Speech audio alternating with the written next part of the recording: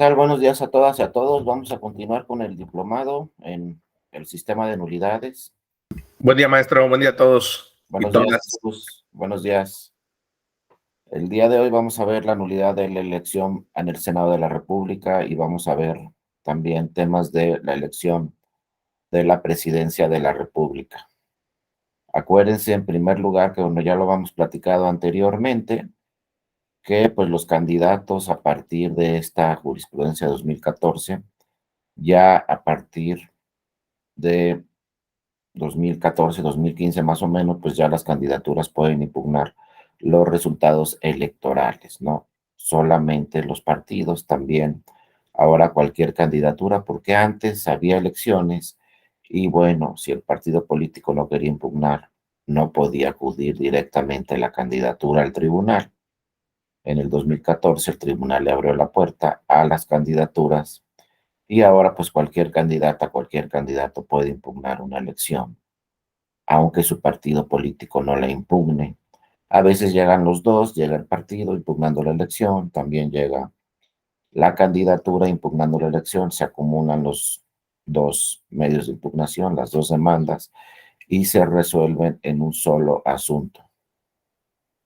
Y también es importante señalar que aquí, como lo dice la actual consejera Adriana Favela, del Consejo General del INE, escribió un libro ella sobre el sistema de nulidades en el 2012 y también lo señala que es importante mencionar que aun cuando no se encuentre prevista en la ley de manera expresa como un supuesto de anulación, si existe un empate en el número de votos de las fuerzas políticas que alcanzaron el primer lugar en una elección, entonces no se puede declarar ningún candidato ganador porque están empatados.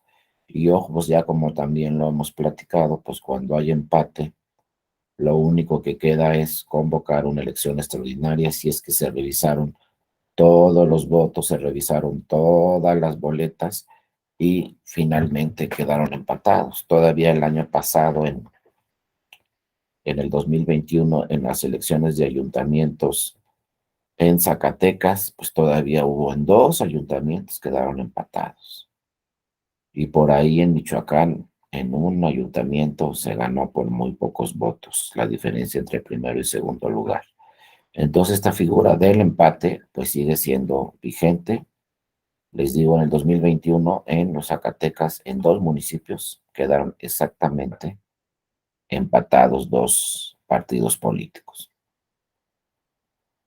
Esto también ya lo platicamos y bueno, nulidad de diputados ya lo vimos. Ahora, entrando a senadores, lo primero que tenemos que revisar, porque es muy complejo este tema, es cómo se integra a la Cámara en el Senado de la República. Aquí por ahí de 1993 se creó una nueva figura que se llamó senadores por el principio de representación proporcional.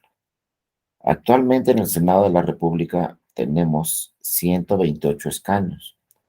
De esos 128, 32 son por representación proporcional. Otros 32 también en el 1993 por ahí, nace otra figura muy importante que se llama la primera minoría. La ley le puso la primera minoría, pues para que suene un poco elegante, pero en realidad es el segundo lugar. Es la única elección en el país que tenemos actualmente donde el segundo lugar entra al Senado de la República. Si queda en segundo lugar, también voy a tener derecho a que entre uno de mis candidaturas de la fórmula. Y luego tenemos otros 64 por el principio de mayoría relativa. Obviamente son 64 porque son dos en cada entidad federativa. Si mi partido político gana en mi estado, pues entonces ese partido político va a meter dos fórmulas de senadoras o senadores. Es decir, pues cuando llega un partido político, como va a suceder en el 2024, al INE, le va a decir al INE, voy a registrar una fórmula con dos fórmulas con propietario y suplente. Si ese partido gana, van a entrar las dos fórmulas al Senado de la República. Pero si ese partido en esa entidad federativa queda en segundo lugar, solamente va a entrar una fórmula. La fórmula que dice la ley se llama primera minoría. Pero ojo, si queda en segundo lugar, también va a entrar una de las fórmulas. Ahora, ¿cuál es el problema aquí en el Senado de la República? Primero, ¿no? ¿Qué fórmula va a entrar? Yo ya registré dos, propietario y suplente, propietario y suplente. O mujeres, ¿no? Propietaria y suplente y propietaria y suplente. Quedo en primer lugar, entran las dos. Quedo en segundo lugar, entra solo una de las dos fórmulas que registré, porque quedé en segundo lugar. ¿Cuál de las dos fórmulas va a entrar? Entonces los partidos políticos pues están obligados cuando van al INE a registrar sus dos fórmulas, le tienen que decir al INE, esta es la fórmula 1 y esta es la fórmula 2, porque si quedan en segundo lugar, va a entrar la que el partido designó como la fórmula 1. Y la fórmula 2 ya no va a entrar porque quedaron en segundo lugar. Si quedan en primer lugar, entran las dos fórmulas. Y luego por ahí está la figura esta de representación proporcional. Como vimos en la boleta de diputaciones federales, también va a suceder lo mismo en la boleta del Senado de la República. Atrás va a haber una sola lista nacional donde los partidos políticos van a registrar 32 fórmulas. ¿Cuántos van a entrar de esas 32 fórmulas? Pues como le vaya al partido, a nivel nacional. Si al partido le va bien a nivel nacional, va a meter 5, 6, 7 fórmulas de representación proporcional. Si le va regular, pues va a meter como 5 o 4, si le va mal 1 o 2, pero por lo general todos los partidos políticos van a meter por lo menos a 1 o 2 senadoras o senadores por el principio de representación proporcional. Ahora, ¿cuál es este problema con la lista que está atrás de 32? Pues obviamente el partido va a registrar 32. Pero si soy el 32, pues le voy a decir muchas gracias a mi partido, nunca voy a llegar. Es más, si soy el 20, nunca voy a llegar. Y después los partidos tienen esa atribución de decir cuál es el 1, cuál es el 2, cuál es el 3, cuál es el 4, el 5, de los que están atrás. Si yo quedo en la fórmula del 1, 2, 3, 4, 5, pues muy probablemente sí llegue al Senado de la República. Otro problema que tenemos en esa lista es que no es por entidad federativa. Entonces aquí se pierde el principio en el Senado, que tienen que estar representadas todas las entidades federativas en un mismo porcentaje. Ahí no, porque todos los estados van a competir con dos fórmulas y por lo tanto, pues todos los estados van a tener ahí representación de dos senadores o senadoras de mayoría relativa y todos los estados también van a tener un segundo lugar, porque en todos los estados va a ganar un partido, entonces ese va a meter sus dos fórmulas. En todos los estados va a quedar un segundo lugar y el partido que quede en segundo lugar va a meter una fórmula, la del segundo lugar. Entonces las 32 entidades federativas van a tener 3 senadurías. Y ahí van 96, pero nos faltan todavía 32. Esos 32 van a entrar vía esta figura de representación proporcional. El problema es que si el partido puso a los primeros 5, por ejemplo, del Estado de México, pues van a entrar otros 5 senadurías del Estado de México. Y se rompe con el equilibrio en el Senado, porque entonces el Estado de México tiene 3, como todos los estados, más 5 del Estado de México, ya el Estado de México en el Senado de la República tiene 8 senadurías del Estado de México y 3 de todas las demás entidades federativas. Entonces ha sido muy cuestionada esta figura de representación proporcional en el Senado de la República porque ya no representan directamente de la misma forma a las entidades federativas. Y nosotros como ciudadanas o ciudadanos, pues tampoco vamos a elegir a los DRP como nosotros querramos, sino va a entrar, por ejemplo, el número 1 de la lista. ¿Y quién decidió que ese fuera el número 1? Pues el partido político. Nosotros no decidimos que ese fuera el número 1, pero si votamos por ese partido, pues seguramente el número 1 en la lista va a entrar, y también el 2, y también el 3, quizá el 4, el 5, pero nosotros no lo decidimos y ahí van a estar en la boleta. Si todo sigue igual, ahí van a estar en la boleta del 2024. Entonces así se integra el Senado con 32 de mayoría relativa, después con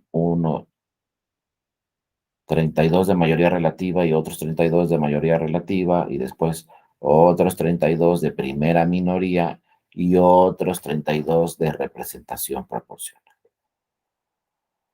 Ahorita vamos a revisar también un tema muy importante que sucede cuando son inelegibles los de una fórmula, porque ahí también hay una inconsistencia en la ley.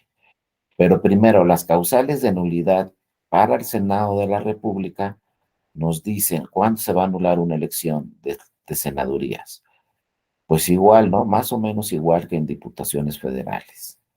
Cuando alguna de las causales de nulidad previstas en el artículo 75, que ya analizamos, se acrediten por lo menos en el 20% de las casillas, pero ya no es como en diputados del distrito. Ahora se tiene que anular el 20% de las casillas de toda esa entidad federativa. Obviamente es mucho, pero mucho más complejo. Si en un distrito se instalan 500 casillas, pues piensen que en una entidad federativa se instalan 2,000, 3,000, 4,000 casillas. Hay entidades federativas donde se van a instalar 10,000 casillas, un poco más de 10,000 casillas. Entonces, imagínense anular el 20% de esas casillas por causales de nulidad dentro de la casilla. No, pues realmente nunca ha sucedido que se anule el 20% de las casillas en una entidad federativa. Ese supuesto nunca se ha actualizado. Vean, estas reformas a la ley se hicieron ya en 1993, 1994, por ahí, ¿no? Prácticamente hace 30 años, y nunca se ha actualizado una causal así donde se diga, ay, pues aquí en todo este estado se anuló el 20% de las casillas. Nunca ha sucedido. El segundo supuesto, cuando no se instale el 20% de las casillas en el estado, pues también va a ser muy difícil, por ejemplo, que al INE se le olvide instalar 1,000 casillas. Eso nunca ha pasado, como ya lo hemos platicado. El INE, por lo general, instala el 99,9% de las casillas. En un estado al INE se le pasará, por algún motivo muy particular, dejar de instalar 1, 2 o 3, 4, 5 casillas máximo, pero no sucede por lo general. Todas las casillas son instaladas, solo cuando hay temas de, pues, caso fortuito, temas de fuerza mayor, a lo mejor por ahí 2, 3 casillas no se pudieron instalar porque en la noche, por ejemplo, llovió mucho, creció el río ahí en esa zona rural y pues ya no se pudo instalar la casilla o no pueden cruzar los electores a donde se iba a instalar la casilla porque creció el río, etcétera. Hay temas de la naturaleza que pueden suceder. O también casos de fuerza mayor, no de casos fortuitos. Casos de fuerza mayor, pues son aquellos casos que provoca el hombre, ya se ha sucedido, que llegan a la casilla a instalarla, y por ejemplo hay un grupo armado que no deja pasar a las funcionarias y a los funcionarios a instalar la casilla. Si no nos dejan pasar, pues no la vamos a poder instalar o la vamos a instalar en otro lado. Sin embargo, este supuesto a nivel estatal es muy, muy complejo, muy difícil que se deje de instalar el 20% de las casillas en una entidad federativa. Nunca se ha presentado. Por eso, como les decía, estas causales de nulidad ya en el Senado de la República, nunca se ha anulado una elección de senadurías, ¿no? Desde que está la legislación. De diputaciones sí, ya en varias ocasiones, porque el distrito pues tiene menos casillas, pero una entidad federativa no hemos tenido el caso en el tribunal donde se anule una elección por senadurías. No ha sucedido. Pero bueno, ahí están las causales y podría suceder en algún momento, y ahí siguen las causales ya desde hace mucho tiempo en este artículo 77 de la Ley General del Sistema de Medios de Impugnación en materia electoral. Pero luego viene el tercer supuesto. Ese tercer supuesto sí es más complejo y tiene una inconsistencia que ahorita la vamos a revisar. Porque vean cómo dice el tercer supuesto en la ley. Cuando los dos integrantes de la fórmula, es decir, propietario y suplente, de las candidaturas que hubieran obtenido la constancia de mayoría sean inelegibles. Lo que ya hemos platicado. Es inelegible el propietario, entra el suplente. Pero ¿qué tal si también es inelegible el suplente? En diputados se anula la elección, porque solo hay una fórmula, ojo, pero en senadurías no se puede anular la elección, porque no solamente hay una fórmula. Como vimos, el partido político registra dos fórmulas ante el INE. Si gana en ese estado, entran las dos fórmulas. Si queda en segundo lugar, entra una sola fórmula, que es la primera minoría. Entonces, a ver, son tres fórmulas. Imagínense que un partido político gana. Le dice y el INE dice, pues tú aquí en el estado de Colima ganaste el Senado de la República, tal estado, digo, tal partido. Entonces van a entrar las dos fórmulas de ese partido. Pero resulta que cuando el INE revisa, dice, pues la fórmula 1 es inelegible el propietario y el suplente. Si es inelegible el propietario y suplente de la fórmula 1, no podemos anular la elección, porque está la fórmula 2 que también va a entrar, y está la primera minoría que también va a entrar, el que quedó en segundo lugar. Entonces vean cómo aquí, pues sí tenemos una inconsistencia en la ley, porque si los dos integrantes de la fórmula en el Senado de la República son inelegibles, no entra esa fórmula, pero sí entra la otra, y también entra el segundo lugar. Entonces ahí no se va a anular la elección. Ahí, ¿qué es lo que procede? Pues si una de las dos fórmulas ganadoras es inelegible el propietario y suplente, queda la vacante del escaño y se convoca a elecciones extraordinarias solamente para elegir a una nueva fórmula. Pero no se va a anular la elección. Ya sucedió y ya lo platicamos en el estado de Nayarit, cuando no es el mismo caso, pero en el estado de Nayarit estaba un senador en Nayarit en un escaño, no tenía suplente, porque el suplente fue inelegible y no pudo entrar al cargo como suplente, solamente estaba el propietario, y ese senador propietario decidió competir en Nayarit para gobernador, y ya no sabemos la historia, ganó la elección para gobernador, es el actual gobernador y dejó la vacante en el Senado de la República. Entonces también en esos casos el INE decidió convocar elecciones extraordinarias en el 2021 para sustituir a ese senador que quedó de gobernador. Y Morena, ese senador que quedó de gobernador era de Morena. Morena registró ahora, en vez de un hombre, a una mujer candidata al Senado de la República en el 2021 para cubrir ese escaño, y ganó la candidata de Morena en Nayarit, y ahora ya ese escaño estaba vacío porque lo dejó ahí el gobernador, pues ese escaño ahora es cubierto por una mujer senadora que ganó la elección en el 2021, una elección extraordinaria, porque estaba ahí la vacante, ¿no? En el Senado de la República. Pero vean cómo es diferente a los diputados esta fórmula. Aquí nos dice José que tiene problemas, pero no hay problema, que tiene problemas con la cámara, pero no hay problema, José, te vemos, bueno, no te vemos, te seguimos ahí, aunque no pueda prender tu cámara. Entonces vean, como les decía, cómo en el Senado de la República cambian radicalmente las cosas. Ahí los partidos tienen la oportunidad de meter dos senadurías si ganan, y si no, pues el segundo lugar también tiene la oportunidad de entrar al Senado, pero solamente con una fórmula. Entonces, pues ya saben los partidos. Por ejemplo, si a mí me registran como fórmula 1 dentro del partido, pues yo tengo dos posibilidades. Si ganamos, entro. Y si quedamos en segundo lugar, entro también, como primera minoría porque soy el de la fórmula número 1. Entonces, bueno, aquí las candidaturas tienen más oportunidad cuando las registran como fórmula número 1, porque ellos saben que si quedan en segundo lugar también van a entrar al Senado de la República. Es la única elección, insisto, donde el Senado el segundo lugar entra, y ahorita tenemos actualmente en el Senado de la República, pues 32 senadoras o senadores que están ahí porque quedaron en segundo lugar, no ganaron la elección.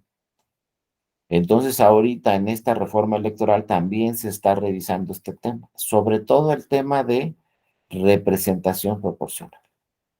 Desde que se creó, a muchísimas personas, muchísimos especialistas en la materia, no les gusta esta figura de los 32 senadores por representación proporcional, porque ya no hay equilibrio en la representación de las 32 entidades federativas.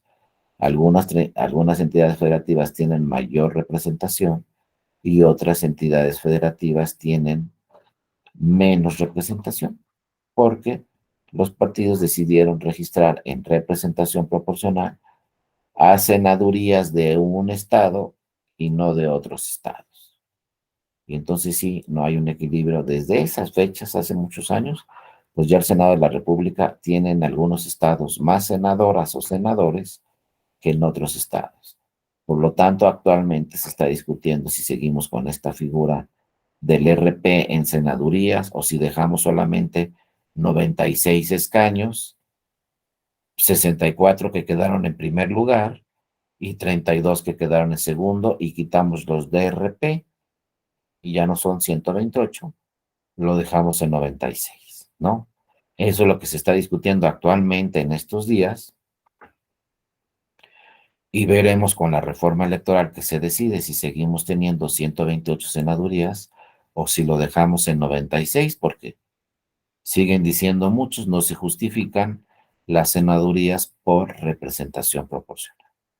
Pero bueno, la figura de representación proporcional en el Senado de la República se diseñó porque se decía, pues puede haber o pueden tener los partidos políticos personas muy importantes que harían un buen trabajo en el Senado de la República, pero por ejemplo, pueden ser personas que no son carismáticas y que no van a ganar una elección. Que va a ser muy difícil que ganen una elección por las circunstancias que ustedes quieran, pero son personas muy valiosas que deberían de estar en el Senado de la República. Entonces, la figura del RP es eso. ¿Sabes qué? Tú eres muy bueno como senador o serías muy bueno como senador, por lo que ustedes quieran, por cualquier experiencia que tenga en cualquier materia, pero dice el partido, pero si te registro no vas a ganar la campaña. No tienes las condiciones necesarias para ganar una elección. Entonces, lo que voy a hacer es que te voy a registrar vía representación proporcional. Y te voy a poner en el 1, en el 2 o en el 3 de la lista y seguramente vas a llegar, pero como no tienes aptitudes para ganar una campaña, o en ese estado la situación no está como para que ganes tú directamente la campaña, por lo que ustedes quieran, cualquier motivo, pues te voy a registrar con un RP. Y si gana el partido, pues vas a entrar con representación proporcional. Pero les digo, se sigue cuestionando y se sigue, nunca ha quedado claro y nunca ha quedado conforme, sobre todo la sociedad y los especialistas, en que siga esta figura de senadurías por representación proporcional. Aquí José Guillermo Báez nos dice, hemos entendido que son premios a militantes y no cualquier premio. Pues sí, podría entenderse así de alguna forma, José, pero además, ¿por qué a unos se les premia y a otros no? ¿O por qué lo pusieron en primera, digo, el primero es en la lista y a otros los pusieron en el 16 de la lista y a otros los pusieron en el 32 de la lista, que el 32 de la lista obviamente nunca va a llegar, ¿verdad? Porque ese partido no puede ganar todas las senadurías por representación proporcional. Entonces, habrá que estudiar y les digo, como dice José, pues se está analizando si quitamos o no quitamos la figura de representación proporcional en el Senado de la República. También se está alegando en diputaciones federales, que ahí no son 32. En diputaciones federales tenemos 200 diputaciones, también por listas de representación proporcional. Y hay iniciativas, sobre todo la presidencial, de desaparecer esta figura de la representación proporcional en la Cámara de Diputaciones. La iniciativa presidencial de reforma electoral, pues no nos habla de quitar a los senadores, pero sí nos habla de quitar a las diputaciones. Adelante, Jesús, te escuchamos. Buenos días. Gracias, maestro. Buen día. Maestro, bueno, dos comentarios. El tema de la representación proporcional. Cuando se da origen es para tratar de resolver el problema que tenemos de guerrillas, darle más representación o asegurar la representación de la oposición contra ese poderosísimo PRI que ganaba de 300, ¿no? Y digo, en aquel entonces eran 200 nomás. Y que ganaba todo lo que había, todo lo ganaba. Entonces, para generar pues un acuerdo con ellos, el regreso a la estructura legal del país, y creo que tiene un buen resultado. A mí me parece que tiene un buen resultado, y más allá, a lo mejor de rebote, ahora lo que tenemos es que a través de esta figura de representación proporcional, en el caso de los diputados, tenemos un equilibrio en relación al tema de votos o de porcentaje de votación recibida por cada partido, y un equilibrio más menos 8 puntos de sobre o de subrepresentación, y que eso implica, en términos porcentuales, me parece que implica bastante o por lo menos suficiente. Y en el otro caso, en el tema del Senado, maestro, a mí me parece que atendemos a disposiciones decimonónicas, ya muy pasadas, pues, cuando nosotros queremos señalar que el Senado representa los intereses del Estado. En la teoría, pues sí, ¿no? O sea, de las entidades federativas, sí, pero en la realidad, en nuestro país, pues nunca han representado en el Senado los intereses de los estados, de las entidades federativas. A mí me parece que este sistema de representación, si fuera así, entonces, si de veras quisiéramos que los senadores representaran los intereses del Estado, entonces cada gobernador de su estado debería de tener la facultad de enviar al Senado de la República a uno o dos emisarios, dos senadores, para que estuvieran allá. De otro modo, en el esquema que tenemos, en el sistema que se implementa en 1977, que es un sistema de partidos políticos, pues todos los representantes que son electos por voto popular, además de representar al ciudadano, no a las entidades federativas, también representan los intereses de sus partidos políticos allá en el Senado. Digo, y para concluir, cuando vieron los partidos políticos que podían subsistir sus liderazgos a través de la figura de plurinominales, pues también se la aventaron en el Senado. Y bueno, ya tenemos casos paradigmáticos de legisladores que han estado 25 años de un escaño a otro y nunca han jugado una sola elección, ¿no? Por ejemplo, Jorge Emilio, ¿no?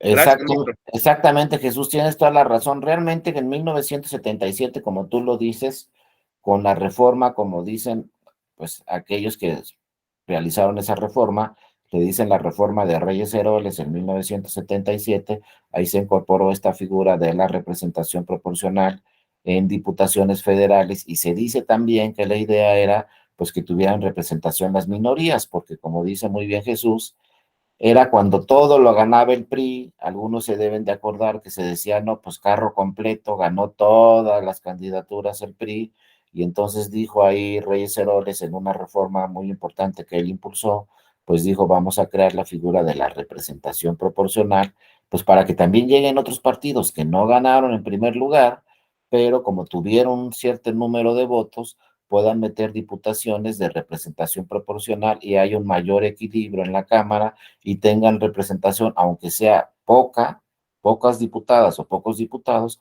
pero los demás partidos también puedan meter diputaciones a la Cámara y no solamente sea que los que ganaron en primer lugar entren y ya no entre nadie más. Se crea la figura de la representación proporcional y sí empezaron a tener representación los partidos minoritarios.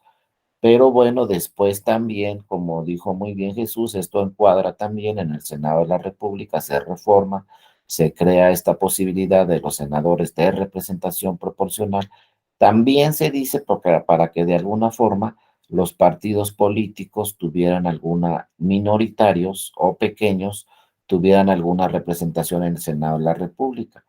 Pero si ustedes los ven, yo creo que más o menos a partir de ahí del 2000, pues ya el PRI no gana todo, y ahorita ni modo que digamos que el PRI gana todo, pues no, gana muy poco el PRI, ya hay representación de todos los partidos.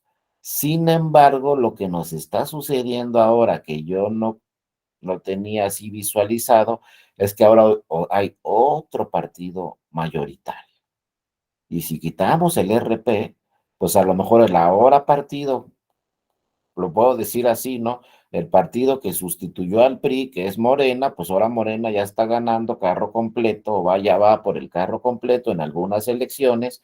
Entonces, hay que pensar bien en este tema de la representación proporcional, porque si no nos va a pasar lo mismo que nos pasaba con el PRI, como dijo Jesús, ahora todo lo gana Morena y entonces ya no vamos a tener representaciones de los demás partidos. Por eso hay que pensar muy bien en esta figura de la representación proporcional. Les digo, yo solamente tengo mis dudas, RP en el Senado de la República. Pero, por ejemplo, a mí me parece muy bien la primera minoría en el Senado de la República, que entren los que quedaron en segundo lugar, no dos senadores, pero por lo menos que entre uno que quedó en segundo lugar, para que un partido no tenga toda la representación. Si en las 32 entidades federativas va a entrar el segundo lugar, pues entonces vamos a tener por lo menos, por ejemplo, que ganara todo Morena en el 2024. Pues vamos a tener 64 senadores de Morena, pero 32 de otros partidos, necesariamente todos los que quedaron en segundo lugar.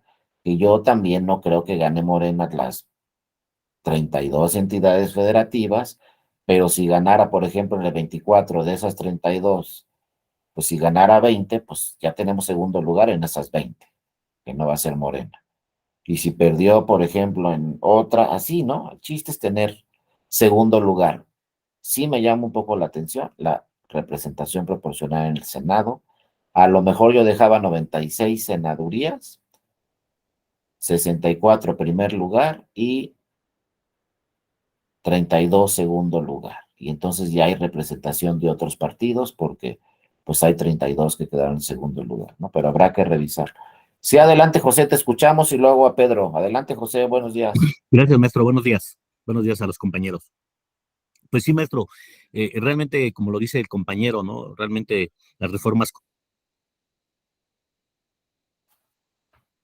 dio inicio a los diputados de RP para representaciones de minorías, pero a mí la preocupación ahorita no sería un poquito más allá, como usted lo comenta, respecto a si quitamos a RPs en la Cámara, si quitamos en la Cámara de Senadores, ¿cuál va a ser el contrapeso a las reformas a la Constitución? Esa es la parte muy preocupante también, porque más allá de que ahorita pues, a lo que le pudiéramos vender a la ciudadanía, que si les pagan mucho a los diputados, que si les pagan mucho a los senadores, que es una carga económica muy fuerte para el país, pues a mí me preocupa la parte de cuáles van a ser los contrapesos cuando vengan las reformas a la Constitución, porque luego hay temas de gran relevancia y de gran importancia, y a mí me preocuparía muchísimo eso. Independientemente que tendríamos que buscar una reforma, una construcción a nuestro sistema electoral y buscar las figuras de otros países que sí han funcionado muy bien en los sistemas electorales, sería muy importante visualizar más allá de quitar a diputados y quitar a senadores, cuáles van a ser los contrapesos para las reformas constitucionales. Y entonces ya no solamente entrarles y quitamos a diputados o a senadores, sino también ver cómo vamos a manejar el tema de reformas a la Constitución, porque pues definitivamente una mayoría nos va a generar problemas. Entonces, habría que ver que si un partido obtiene una mayoría en el Senado, en la Cámara, pues más que nada en el Senado, que es la parte compleja, si obtiene una mayoría y tienen carro completo, ahí viene lo preocupante. Y yo sí creo que tenemos que buscar esta representación de las minorías, que sí, efectivamente, pues hay que ponerle su nombre, ¿no? Estas surgen a razón de esta hegemonía del Partido Revolucionario Institucional en el transcurso hasta la pérdida del 2000, en la pérdida de la presidencia, en el poder, pero pues también entonces ahí los que llegaron al poder propiamente, que fue el PAN y en su momento ahorita Morena, tendrán que visibilizar propiamente cuáles son las reformas constitucionales necesarias y no esperar a que cada vez que yo llego al poder se me ocurre una reforma constitucional, una reforma electoral y tapo el hoyo, como se dio en su momento como lo hemos comentado en el diplomado, ¿no? No había posibilidades antes de abrir los paquetes electorales, pues se tuvo que dar un tema legal para que después diga el partido que yo, bueno, para que yo le dé certeza a mi elección, fíjate, te voy a hacer una nueva reforma para que te pueda abrir tus paquetes electorales. No, yo creo que ojalá y le pudiera entrar en su momento la Cámara, diputados, senadores, a discutir esta reforma constitucional y que no se quede solamente en tapar pequeños hoyos, o sea, un capricho de un sistema o de un partido, y después pues venga el partido que posiblemente en 12, 14 años recupere el poder, o sea, un nuevo partido, nueva creación, y nos genera este problema. Y bueno, yo también sí creo que los partidos satelitales, pues hay que visualizar también, yo no creo que sea lo correcto levantar el umbral para que ellos conserven su registro como partidos. No, yo creo que no está el problema en el umbral, está el problema de la representación, y uno de los grandes aciertos del Tribunal Electoral y de las reformas constitucionales es, si te vas en coalición, pues que vote la gente por ti, pero en la boleta. Yo creo que me pareció muy acertado de la reforma. Entonces yo, maestro, me quedo con esa parte, que sí, qué bueno que usted trata el tema, porque se dice muy poco del tema si nos cuesta en lo económico, pero yo me voy un poquito más allá, los problemas que nos va a generar cuando se tenga que reformar la constitucional con un partido que a lo mejor tenga una mayoría. Gracias, maestro. No, muy buenos tus comentarios, José, muy interesantes. Fíjate que el tema económico, pues es un tema, yo lo veo más político que realmente económico, que si ustedes revisan cuánto ganan las senadoras y los senadores, pues yo no sé exactamente cuánto ganan. No sé si ganen más que el presidente o igual que el presidente. Yo haría una reforma ahí para que ganaran igual que el presidente, por ejemplo, quizá, bueno, ya que ganen igual que el presidente. Pero si sacan cuánto ganan los 128 senadores, créanme que no es nada frente a lo que gasta el país. O sea, el Senado de la República, no sé, no tengo el dato, se los puedo, a lo mejor estoy inventando, pero el Senado de la República no cuesta ni siquiera el 1% de lo que gasta el país. No cuesta ni el 1%, se los puedo asegurar. Todo el Senado entero de la República debe costar, o si ya no sé, ¿no? Pero no cuesta más del 1% de lo que gasta el país en salud, en seguridad, en programas sociales, en educación. Ahí se va realmente todo el dinero que tiene el país cada año, ahí se va en eso. Seguridad, salud, programas sociales, ¿no? Ropa, vestido, alimentación para sobre todo los grupos más vulnerables, las zonas pobres, reestructura, ¿no? El aeropuerto, como ya estamos viendo, también en lo que se está haciendo, el tren que se está haciendo en el sur, ahí se va la mayoría del dinero. Las instituciones sí cuestan, pero créanme que cuestan 0.5%, 0.5%, 0.3%. Si vean cuánto le dan a todo el Poder Judicial Federal, entero todo el Poder Judicial, no al tribunal, sino a la Corte, a todos los 3,000 magistrados y jueces de distrito, cuestan 1 o 2% de lo que se gasta el país. Realmente, eso pues también hay que revisarlo. No deben de ganar mucho, deben de ganar algo similar, yo creo, que a lo que gana el presidente de la República, quizá un poco más, un poco menos, pero ese no es el problema, porque como dice muy bien Guillermo, hay que revisar la estructura del Senado de la República para que evitamos la posibilidad de que si gana un partido político en las 32 entidades federativas, tenga las 2/3 partes para reformar la Constitución, sin ningún otro equilibrio. Entonces hay que revisar este diseño, estas fórmulas. Por ejemplo, si quitamos los DRP, que son 32 en el Senado de la República, tendría que ganar un partido en las 32 entidades federativas, todas, para meter 64 senadores. Y de todos modos, el segundo lugar, pues tendrían otros 32. Entonces, solo que un partido ganara las 32 entidades federativas tendría exactamente las 2/3 partes. Ahora, si ese partido ganó en 64 entidades, en las 32 entidades federativas, si en dos quedó en segundo lugar, pues va a meter 2 diputados de segundo lugar, ¿no? Y 30, perdón, 2 senadurías de segundo lugar y 32, y en los otros 30 va a meter, pues doble, ¿no? 60 más 2 que quedaron en segundo lugar, tendría ese partido, por ejemplo, 62 senadurías. Ya estaría llegando casi a las 2/3 partes para que pudiera aprobar la reforma, una reforma constitucional, solamente un partido político. Ahora, si tenemos RP en el Senado, pues ese partido todavía va a meter más senadurías por RP, porque la representación proporcional nos dice, pues sabes que si ganas, pues también vas a tener más diputados de RP. Entonces sí se tendría que analizar una fórmula, y ese es un dato muy importante que tocó José Guillermo, una fórmula en donde ningún partido pudiera tener las 2/3 partes, que se necesiten más partidos para que nadie tenga las 2/3 partes, ni en la Cámara de Diputaciones, ni en el Senado de la República. Que se necesiten, así lo vería yo, que se necesiten más partidos para tener las 2/3 partes. Porque si un partido político tiene las 2/3 partes en el Senado de la República, tiene las 2/3 partes en la Cámara de Diputaciones Federales, pues ya reforma la Constitución, sin ningún tipo de discusión, porque tiene las 2/3 partes que marca la Constitución Federal.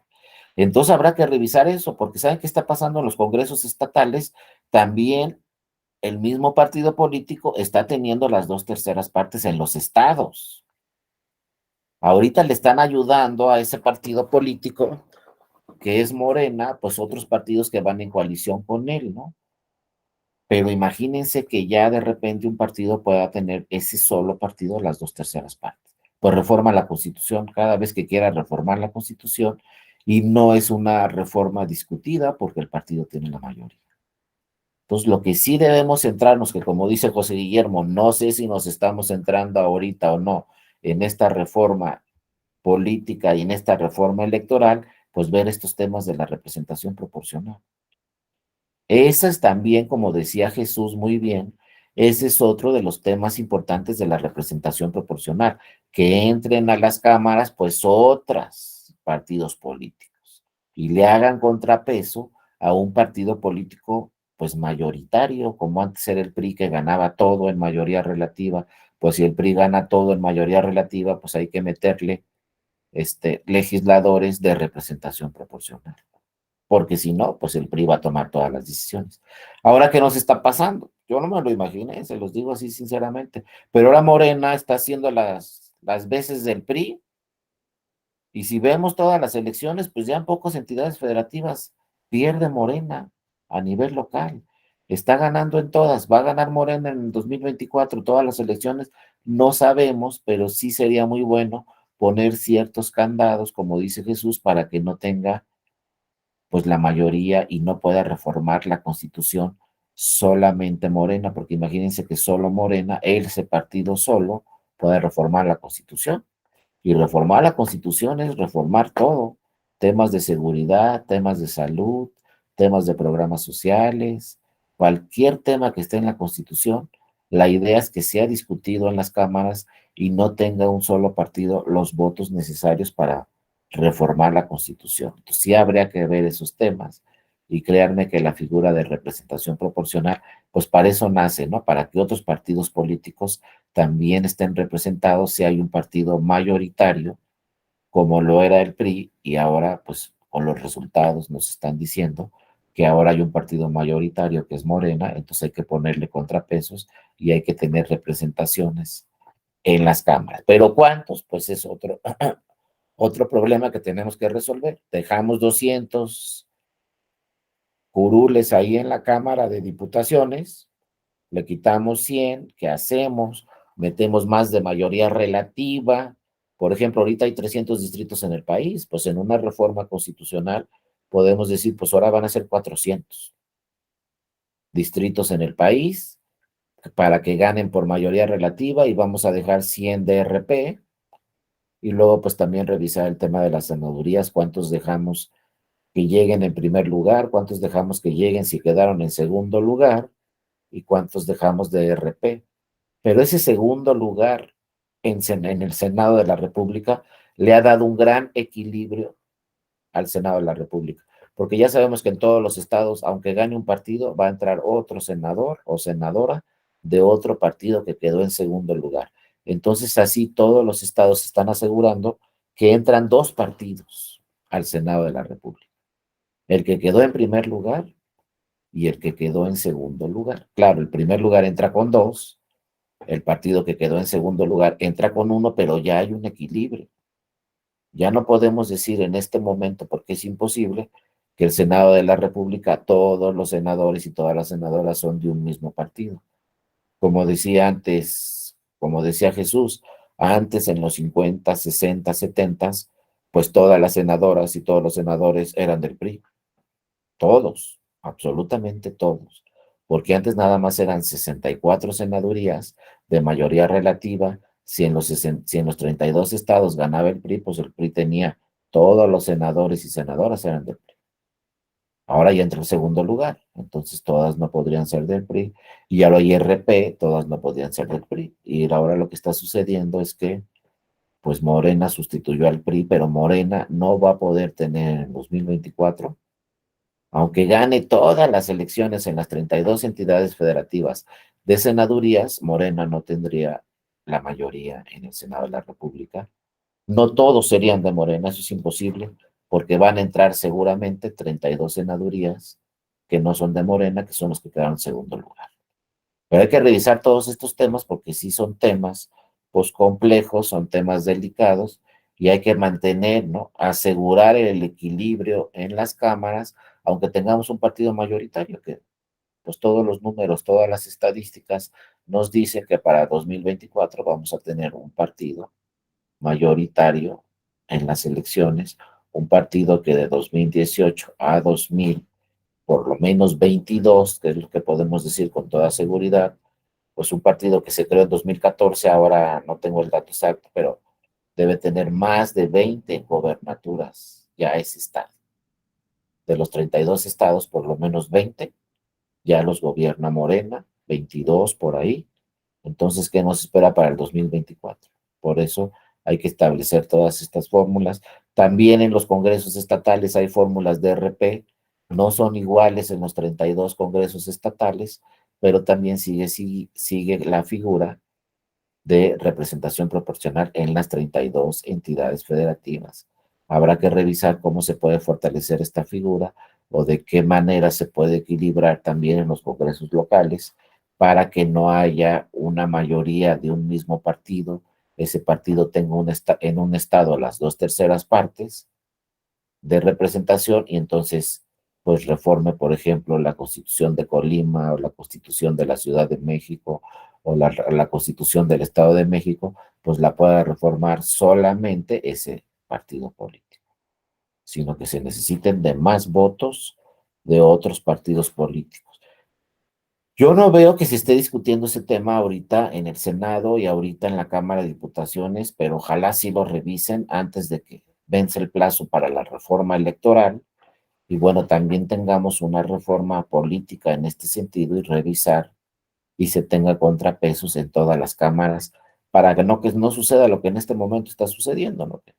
Pues imagínense que Morena tuviera las 2/3 partes, ya no tendría que discutirse ninguna reforma, porque tiene las 2/3 partes. ¿Por qué se está discutiendo, por ejemplo, la reforma eléctrica no pasó? La de la Guardia Nacional se tuvo que discutir y necesitaba Morena, obviamente, votos de otros partidos políticos. ¿Y por qué se está discutiendo actualmente la reforma electoral? Pues porque no le alcanza al partido mayoritario por sí solo para realizar esa reforma. Entonces eso genera discusión, que es lo que se debe de generar, pues ambas cámaras, discusión y llegar a las mejores decisiones. Pero no, bueno, habrá que ver si le meten mano a estos temas de la representación proporcional, que sí está ahí varias iniciativas y dicen de desaparecer completamente la representación proporcional que está como está actualmente, pero ojo, la iniciativa presidencial de reforma electoral habla de otras figuras de representación proporcional. No dice quitamos a los de RP y solo los de mayoría relativa, no. La reforma del presidente de la República nos está hablando de otro sistema de RP, pero también nos está hablando de representación proporcional para que ningún partido tenga la mayoría y pueda reformar la Constitución. Porque lo más importante, como lo dijo muy bien José Guillermo, es evitar que un solo partido político pueda reformar la Constitución. Porque si reformamos la Constitución, pues podemos cambiar todo el sistema político, jurídico, económico, social, el que ustedes quieran de nuestro país. Porque todo está diseñado conforme a la Constitución. Si podemos modificar la Constitución, pues podemos modificar cualquier parte esencial de nuestro país, temas económicos, temas políticos, temas sociales, temas electorales, lo que sea, se podría modificar. Entonces sí es muy importante mantener este equilibrio. Y bueno, terminamos aquí viendo en esto del Senado de la República, ¿no? Que si fueran inelegibles tanto el candidato propietario como el suplente, no se va a anular la elección del Senado de la República. Lo que va a suceder es que se va a convocar una nueva elección del Senado de la República solamente para elegir a esa fórmula que resultó inelegible tanto el propietario como el suplente. Pero los demás van a entrar al ejercicio de sus funciones. Sí, Pedro, no sé si querías participar o ya no, porque ya no veo por ahí la manita de tu participación, y si no, bueno, aquí seguimos con el tema, ¿no?, del Senado de la República. Después, bueno, nulidad de la elección. Aquí también se nos dice que la declaración de la elección solo se efectúa si toda la fórmula de candidaturas que obtuvo la mayoría de votos en la elección no reúnen los requisitos de elegibilidad, es decir, tanto propietario como suplente. Tienen que resultar, obviamente, ambos inelegibles. Pero en este caso resulta relevante señalar que la nulidad afecta a la elección únicamente por lo que hace a la fórmula inelegible. Y entonces aquí se estableció y se dijo ya claramente que, pues si solamente una fórmula es inelegible en el Senado de la República, se va a convocar a elecciones extraordinarias, pero solamente para elegir a esa fórmula. El que ya ganó, pues ya ganó. El que quedó en segundo lugar, ya quedó en segundo lugar.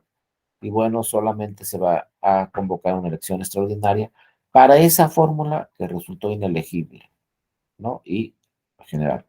Y pues obviamente ya saben todo lo que quiere decir una elección extraordinaria, es volver a iniciar todo el proceso del Senado de la República en alguna entidad federativa específica de donde resultó inelegible esa fórmula. Y bueno, también nos dice la ley que siempre los procesos extraordinarios, los procesos electorales extraordinarios, no tienen que durar lo mismo que un ordinario. Es decir, si se anula una elección y nos vamos a la extraordinaria, la elección extraordinaria, si la ordinaria duró 6 meses, la extraordinaria puede durar solamente 3 meses. Son mucho más rápidas, mucho más breves, porque solamente se va a elegir a una fórmula que resultó inelegible. No es una elección a nivel nacional, es una elección, en el caso de senadurías, a nivel local. Entonces pues los plazos pueden ser mucho más breves y, bueno, por ejemplo, en diputaciones federales, cuando se anula una elección, pues la elección extraordinaria dura por ahí de 3 meses y en 3 meses se tienen nuevos candidatos ganadores. Esas fueron las causales de nulidad específicas. El 20% de casillas anuladas, que no se haya instalado el 20% de las casillas o que resulten inelegibles tanto el propietario como el suplente. Pero luego se quedó, esto fue más o menos por ahí del 2000, un poco antes del 2000, pues se dijo, bueno, y sucede otra cosa en diputaciones o senadurías, que no sea el 20%, o que no sea que los candidatos sean elegibles, entonces, bueno, se crea una causal genérica para otras irregularidades que pueden suceder en diputaciones federales o que pueden suceder también en el Senado de la República. Que no solamente hablamos del 20%, hablamos de que, por ejemplo, entraron recursos públicos a la campaña, entraron recursos de procedencia ilícita a la campaña, hubo propaganda política de un ministro de culto, hubo violencia política en razón de género, es decir, podían haber muchas situaciones que sucedan que no están contempladas en las causales específicas. Por lo tanto, también la legislación habla de una causal genérica de nulidad para la elección de diputados y senadurías. Esta causal genérica, vean cómo ya es más amplia. Ya no nos dice que suceda tal irregularidad. La causal genérica nos habla de cualquier irregularidad que suceda en el proceso electoral. Sin embargo, en esta causal genérica también tenemos por ahí una inconsistencia. Porque vean que dice, ¿cuándo se puede anular una elección de diputaciones o una elección de senadurías? Nos dice, cuando se hayan cometido de manera generalizada violaciones sustanciales. Pero ¿cuál es el error aquí de la legislación? Que ya tiene años esta legislación y no se ha modificado. Dice la ley, violaciones sustanciales durante la jornada electoral. Y yo les pregunto, ¿y si hay violaciones sustanciales en ese proceso electoral, en la preparación de la elección? ¿Ya no vamos a poder anular esa elección? Sí se puede anular, ya después en otros cursos, en otras sesiones, veremos otras causales de nulidad que hablan de temas que sucedan en la preparación de la elección. Pero aquí hay que modificar esta parte de la ley y aquí sí tenemos que señalar violaciones sustanciales que se hayan cometido, pero no durante la jornada electoral. Hay que cambiarle esa palabra a la ley y decir violaciones sustanciales durante el proceso electoral. Para cualquier violación que se dé durante todo el proceso electoral pueda provocar que se anule la elección, quizá, y no solamente actos que sucedan en la jornada electoral, sino durante todo el proceso electoral. Por lo tanto, hay que modificar este artículo y ponerle no en la jornada, sino durante todo el proceso electoral, ¿no? Aquí nos dice Antonio Urbina también, hubo pronunciamientos de autoridades eclesiásticas a favor de un partido político. Sí, ya lo veremos. A ver si mañana nos da tiempo de verlo, Antonio, de varios casos donde se puede anular una elección porque se utilizaron símbolos religiosos o porque un ministro de culto se pronunció durante las campañas y el artículo 130 de la Constitución es muy claro y dice los ministros de culto no pueden pronunciarse durante las campañas a favor o en contra de algún partido o de alguna candidatura. Es una restricción que está en la Constitución.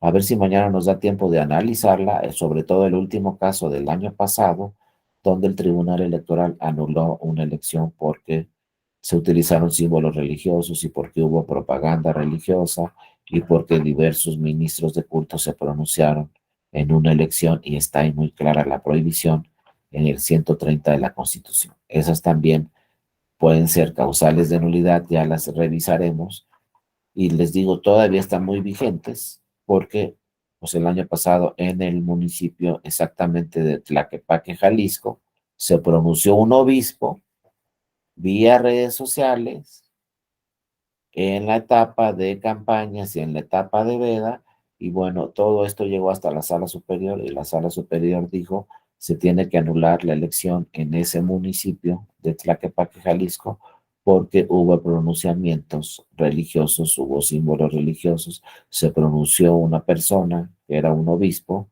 y por lo tanto afectó el resultado de la elección. Ya mañana si quieren analizamos bien ese asunto para que vean todos los datos que se dieron y por qué la Sala Superior del Tribunal terminó anulando la elección en el ayuntamiento de Tlaquepaque, Jalisco, y se tuvo que convocar a elecciones extraordinarias. Para que vean que esto de los símbolos religiosos, de la separación iglesia-estado, no es un tema que ya quedó superado, no, todavía el año pasado se tuvo que anular una elección por estos temas. Ya lo revisaremos mañana, pero bueno, aquí sí hay que poner atención claramente, como nos dice la ley, se hayan cometido de manera generalizada violaciones sustanciales, pero no debe decir la ley durante la jornada electoral. Hay que modificar la ley para que diga durante el proceso electoral. Porque a poco si hay violaciones sustanciales en la preparación de la elección, en las campañas, por ejemplo, ya no vamos a anular la elección, ¿no? Si hay violaciones sustanciales en cualquier etapa del proceso electoral, lo que debe proceder es anular la elección. Lo que sí aquí avanzamos con esta causal es que es genérica, nos dice violaciones sustanciales. ¿Eso qué quiere decir? Cualquier violación que se dé en el proceso electoral. Luego nos dice también la ley como causal de nulidad que esas violaciones sustanciales estén plenamente acreditadas.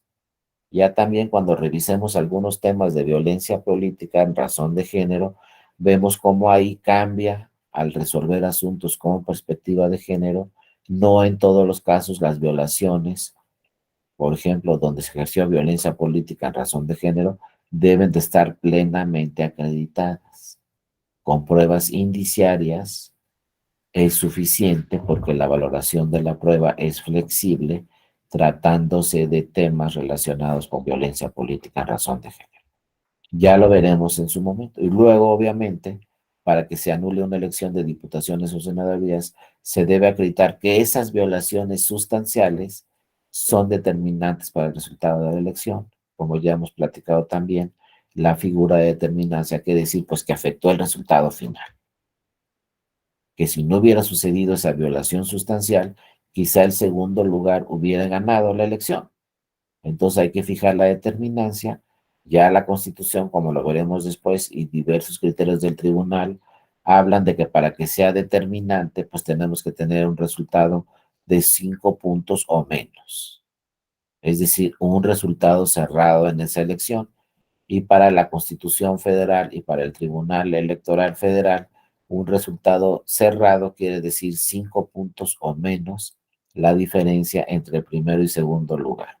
Por eso les decía, si en una elección nos ganan por 6 puntos, 7 puntos, 8 puntos o más, pues ya los partidos se dieron cuenta que no tiene mucho caso impugnar esa elección porque les ganaron con un gran margen entre el primero y segundo lugar.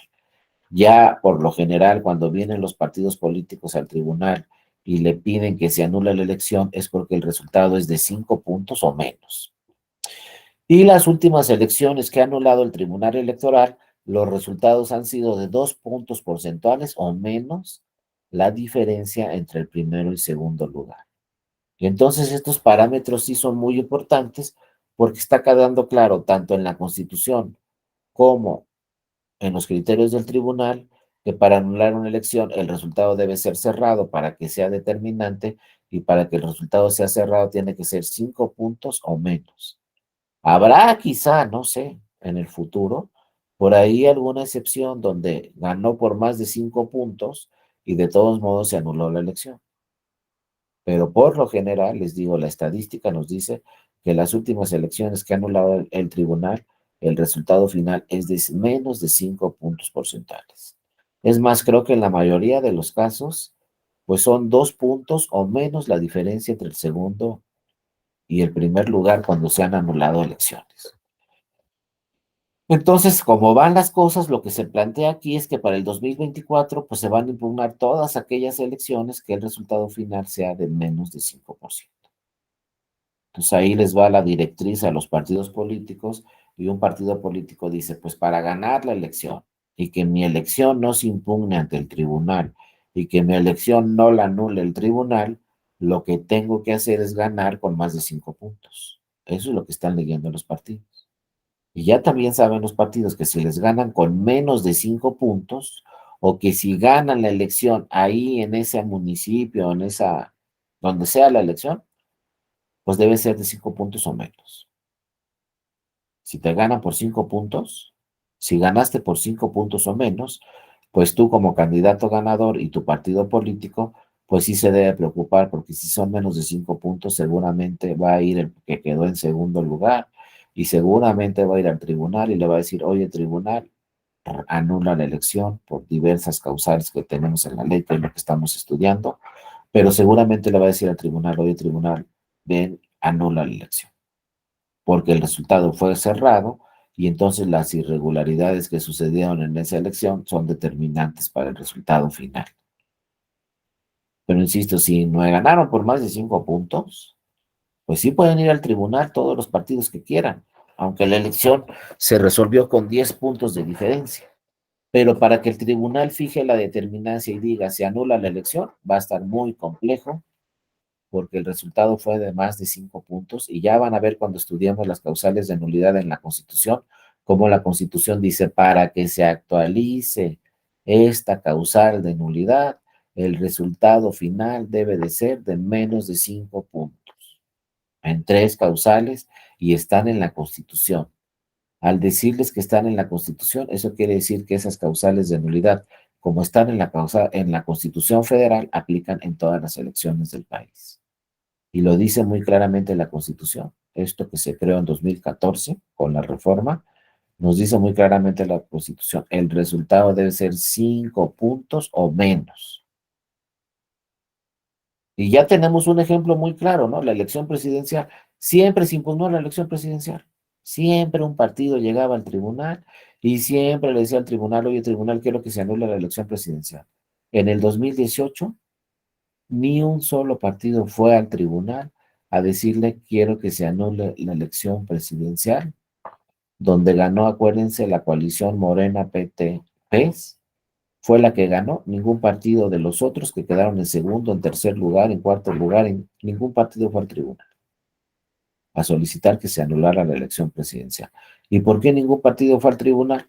Pues porque el resultado fue de más de 5 puntos, en la elección más importante de nuestro país.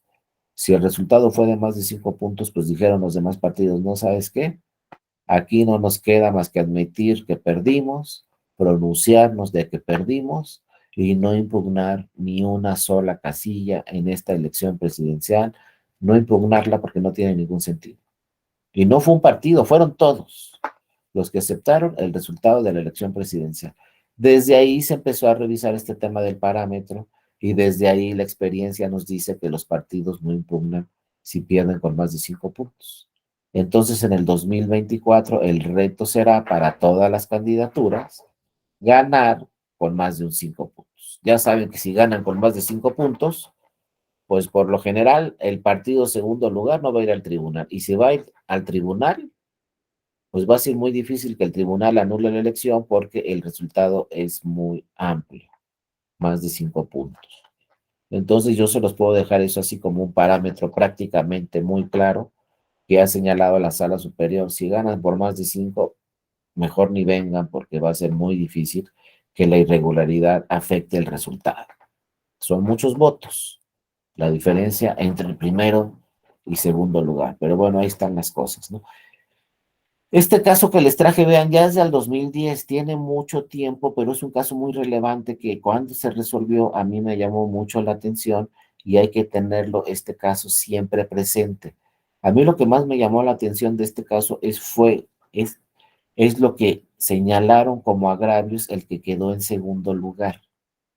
Cómo fue al tribunal y señaló unos agravios y unas irregularidades, pues muy complejas, y cómo resolvió el tribunal este caso, porque seguramente nos pueden llegar más casos similares a este, y hay que ver ese criterio que sí a mí me llamó mucho la atención, pero fue un criterio muy interesante que dictó el Tribunal Electoral ya por allá del 2010, pero un criterio que todavía podría ser relevante, ¿no? Fíjense, en esta elección de gobernador en Durango, pues vean cómo quedó el resultado. En aquellos tiempos, ¿se acuerdan? Los que ya no son tan jóvenes, pero deben de acordarse, algunos, muchos de ustedes seguramente eran estudiantes o estudiantes en el 2010, pero se dio este resultado. En el 2010 estaba muy de moda y también muy criticado este tema de las coaliciones PAN-PRD Convergencia. Todo el mundo decía por ahí del 2009, 2010, 2011, ¿cómo van en coalición PAN con PRD? El agua y el aceite. Para el 2022, obviamente, eso ya no nos llama nada la atención, porque ahora tenemos coaliciones PRI, PAN, PRI, PAN, PRD. 3 partidos completamente distintos, 3 partidos con ideologías completamente distintas, ahora van en coalición. Y fíjense, ya nos llamaba mucho la atención esto en el 2010, PAN-PRD, pues ahora le agregamos al PRI. Nadie se lo imaginaba en el 2010. En el 2010 no existía Morena, nadie se imaginaba que iba a existir 4 años después un partido político que después iba a ganar la elección presidencial.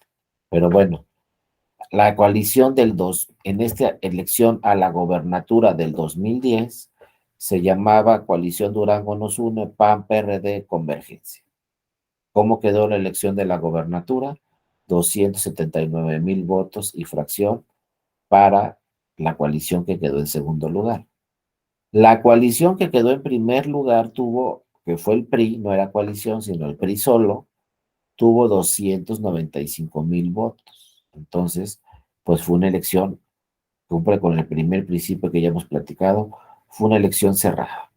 Entonces, el partido que quedó en segundo lugar, la coalición, fue al tribunal, pero vean lo que le dijo el tribunal que sucedió en la elección. Vean la causal de nulidad que hizo valer. Presión e intimidación a los electores en las casillas. ¿Cómo? ¿Qué pasó? Y ya dice el partido, personas realizaron un operativo de violencia, intimidación y manipulación de la jornada electoral. Hubo robo de urnas y disparos de armas de fuego que logró intimidar a los electores, funcionarios de casilla y representantes de partido. Es decir, empezó a decirse ese día de la jornada electoral que había robo de urnas y disparos en la elección. ¿Eso qué puede provocar? Que se asuste la ciudadanía y ya no salga a votar. Y entonces el partido fue al tribunal y le dijo, ¿sabes qué? Hubo robo de urnas, hubo disparos, por lo tanto la ciudadanía ya no salió a votar y por eso me ganó el partido que quedó en primer lugar. Así le dijeron al tribunal. Ojo, al tribunal electoral primero de Durango y luego a la sala superior. ¿Por qué también a la sala superior? Porque es una elección de gobernatura que resuelve la sala superior. Y luego dice también el agravio, principalmente este robo de urnas y disparos sucedió en Victoria de Durango, Gómez Palacio de Lerdo, es decir, en dos de los municipios más importantes de Durango, que es la capital Durango, y Gómez Palacio de Lerdo, ¿no? Por falta de coordinación de todas las autoridades. Y luego vean cómo el partido que quedó en segundo lugar manda estos mapas. Y estos mapas dicen, mira, ahí en el primer círculo del mapa, ahí había 2 casillas donde hubo robo de urnas y disparos. Luego en otro mapita, ahí en ese circulito que está en el centro, también hubo robo de urnas y disparos. Y en este también, en esa casilla, hubo robo de urnas y disparos. Presentó mapa 1, presentó mapa 2. Mira, aquí en estas 4 casillas del distrito 1, hubo robo de urnas y disparos. Tribunal anula la elección.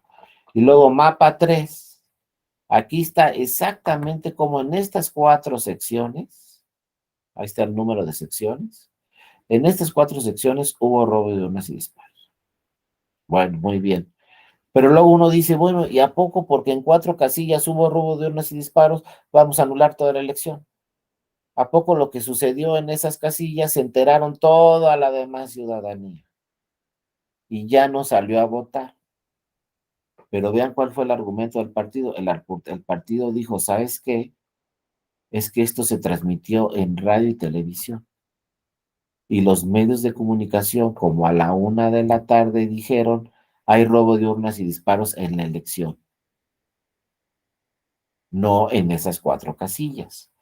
Y si los medios de comunicación a la 1 de la tarde empiezan a decir, hay robo de urnas en la elección, hay disparos, hay no sé cuánta cosa, pues ya no sale la ciudadanía a votar. Y lo señalaron los medios de comunicación. Ese fue el problema. Porque muchas veces decimos, ay, nomás pasó en esta casilla. Ojo, puede pasar en el 2024. Que digamos, ay, nada más en esta casilla hubo este problema. Sí, pero si aparece, todavía aquí no estaba de moda el tema de redes sociales en el 2010, pero ahorita 2022, 2023, 2024, ¿ustedes creen que si no hay robo de urnas y disparos en una casilla no va a aparecer en redes sociales? Claro que va a aparecer. Y entonces toda la ciudadanía pues se asusta y no salen a votar. Y entonces esto sí puede provocar que se anule la elección, ¿no? En el caso concreto este de Durango se dice, ¿hubo violaciones sustanciales? Pues primero dice el tribunal.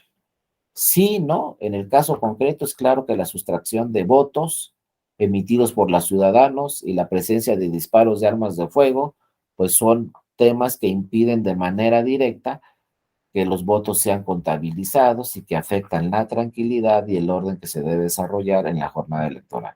Por lo tanto, sí se acredita que son violaciones sustanciales. Luego graves, así mismo se torna evidente, que las violaciones son graves, pues al haberse robado las urnas que contienen los votos de los electores, se afecta directamente la voluntad del elector. En este orden de ideas, dice el tribunal, debe considerarse que se tratan de violaciones plenamente acreditadas son graves y son sustanciales, ¿no? O sea, quedó debidamente acreditadas esas violaciones.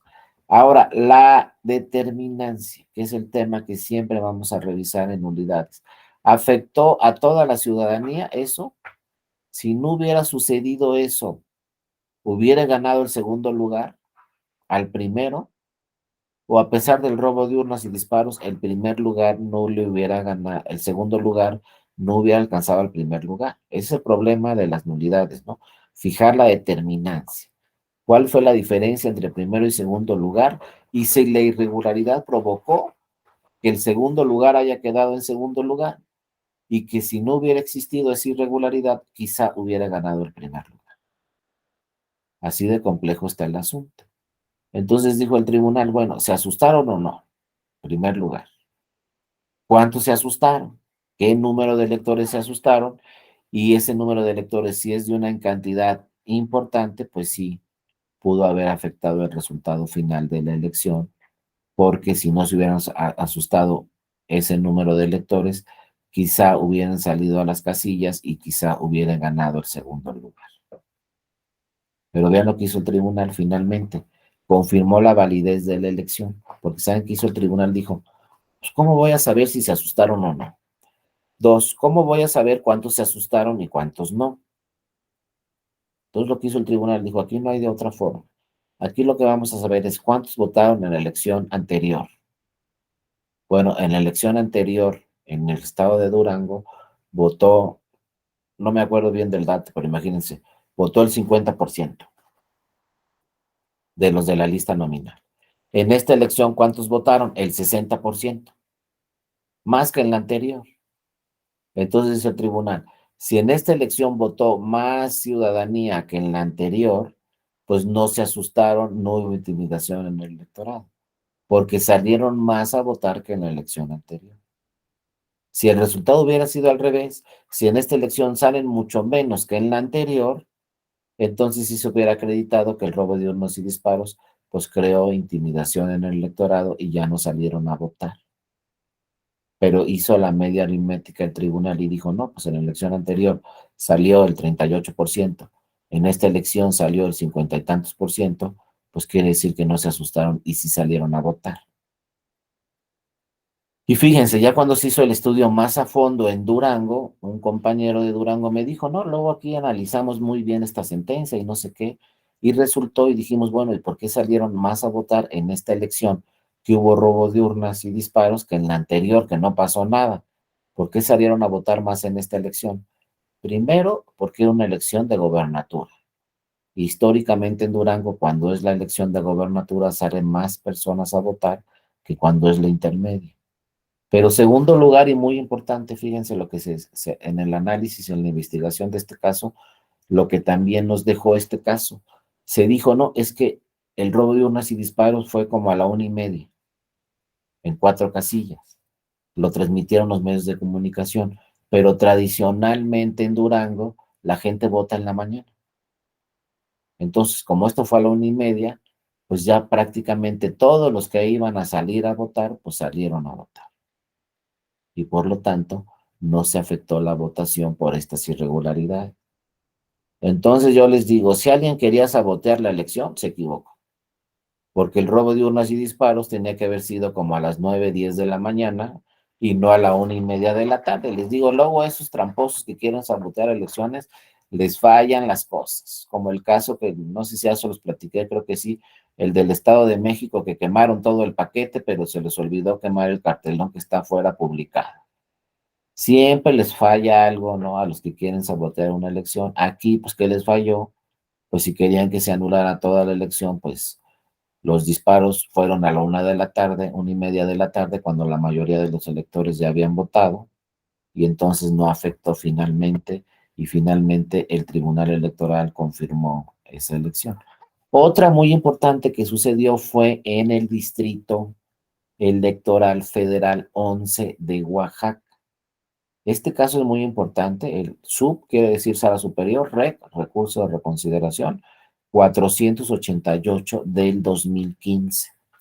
Ojo, al hablar del 2015, pues quiere decir que la integración de las magistradas y magistrados de la Sala Superior era distinta a la que ya está, ¿no? No les digo que en un caso que suceda así similar se tome la misma decisión, porque son nuevos magistrados y nuevas magistradas. Pero en el 2015, estos magistrados del 2015 salieron en el 2016, terminaron su encargo en el 2016, pero dejaron este precedente muy importante en el 2015 en una elección de diputaciones federales. Fíjense lo que pasó en Oaxaca. En un distrito electoral de diputaciones federales, bueno, se recibieron 346 paquetes electorales, es decir, el 76.5%. Los demás, ¿dónde están? No llegaron. O sea, más del 20%, fíjense lo que les estoy diciendo, más del 20% de los paquetes no llegaron al Consejo Distrital. Solo 76.5, ¿no? De los previstos. Por lo tanto, el 23% restante no se recibió. A ver, imagínense que ustedes sean magistradas o magistrados, ¿no? Del tribunal. Y de repente les dicen, no, pues ¿sabes qué? Anula esta elección porque no llegó el 23% de los paquetes. Pues claro que se quedarían pensando y dirían, oye, ¿no llegó el 23%? ¿Por qué no llegó? Porque no se instalaron las casillas, porque no dejaron que se instalaran las casillas. En otros lados se quemaron paquetes. En otro lado se robaron paquetes. O sea, un verdadero relajo en esa elección y el verdadero relajo provocó que no llegara el 23% de la votación. En virtud de que las casillas no se instalaron, fueron abandonadas por los funcionarios de la casilla, es decir, llegó este grupo que trataron de sabotear la elección, corrieron a los funcionarios, los paquetes fueron robados, fueron quemados o fueron sinestreados, ¿no? Imagínense todo lo que pasó. Paquetes robados, paquetes quemados, no dejaron instalar muchas casillas, en otras corrieron a los funcionarios y se fueron y dejaron abandonada la casilla. Total, que en ese distrito en Oaxaca no llegó el 23% de la votación. Ahora, ojo, esto es lo más importante de este criterio, que les digo, fue una excepción, pero yo no sé si cuando llegue un asunto similar que vaya a resolver esta nueva integración de la sala superior, pero sí es un tema que a mí me dejó pensando mucho tiempo y que todavía no tengo así como un criterio particular. ¿Qué haría yo si me llegara un asunto así, como lo resolvía? Porque está complejo. Vean, el segundo punto dice, la violencia fue originada por un grupo de personas violentas, ajenos al proceso electoral. Era un grupo disidente de maestros. Ese grupo disidente de maestros, pues no quería, como se dice por ahí, ¿no? No tengo las pruebas y soy abogado, pero se dice por ahí que ese grupo disidente no pusieron a su candidato en ese distrito. Y como no pusieron a su candidato en este distrito, dijeron, vamos a sabotear la elección. En la sentencia quedó solamente como un grupo de personas violentas ajenas al proceso electoral. Y ese grupo de personas violentas pues causó todos estos problemas, no dejaron que se instalaran unas casillas, en otras corrieron a los funcionarios, en otras quemaron los paquetes y en otras se robaron los paquetes.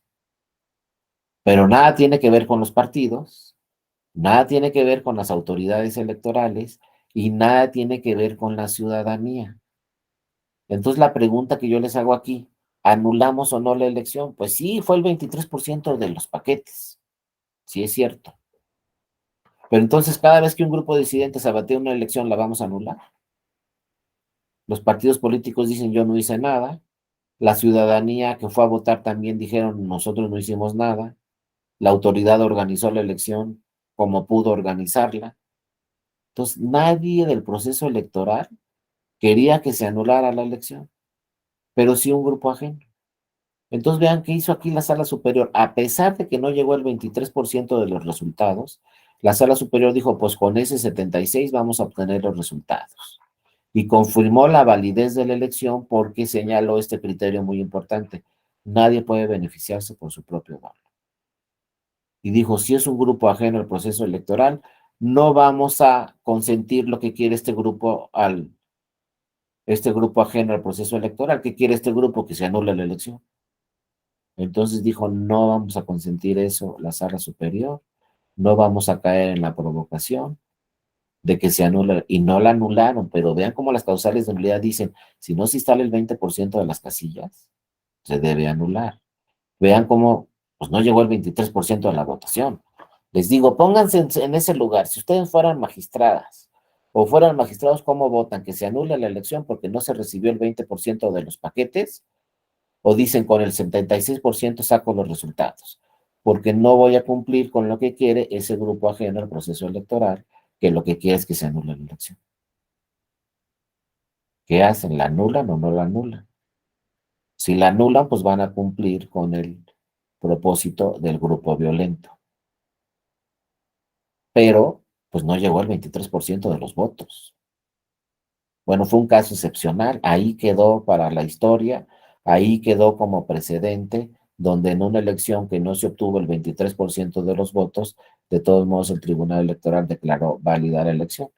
Por cierto, la candidata diputada federal en ese distrito, pues fue mujer y sí entró en funciones porque declaró válida la elección el Tribunal Electoral cuando ya ese grupo ajeno estaba seguro que el tribunal iba a anular la elección porque no llegó el 23% de los votos. Entonces el tribunal fue más allá de lo que dice la ley, atendió a lo que dice la Constitución y a la protección de los votos que sí se emitieron, a la protección del derecho político que tienen todas las personas que fueron en ese distrito y votaron, y se tomó el resultado solamente con el 76.5%. Pero ahí quedó el presidente, no ha llegado un caso similar con esta nueva integración de magistrados, no sabemos si se pudiera dar este caso nuevamente, qué dirían las nuevas magistradas y magistrados, pero ahí quedó el presidente, y este presidente de Oaxaca, pues siempre lo tenemos que tener presente. Cuando las irregularidades las cometen grupos ajenos al proceso electoral, ¿qué vamos a hacer? Por ejemplo, si el crimen organizado empieza a quemar paquetes porque no quedó su candidato, ¿qué vamos a hacer en un tribunal local o qué vamos a hacer en el tribunal federal? Son hechos provocados, nadie puede beneficiarse por su propio dolo. No quedó mi candidato, entonces voy a armar un enredo aquí en la elección para que se anule. ¿La anulamos o no la anulamos? Yo no les puedo decir sí o no. Siempre acuérdense, en materia electoral, nunca digan así se va a resolver esto, porque cada caso es muy particular. Siempre hay que analizar el caso concreto.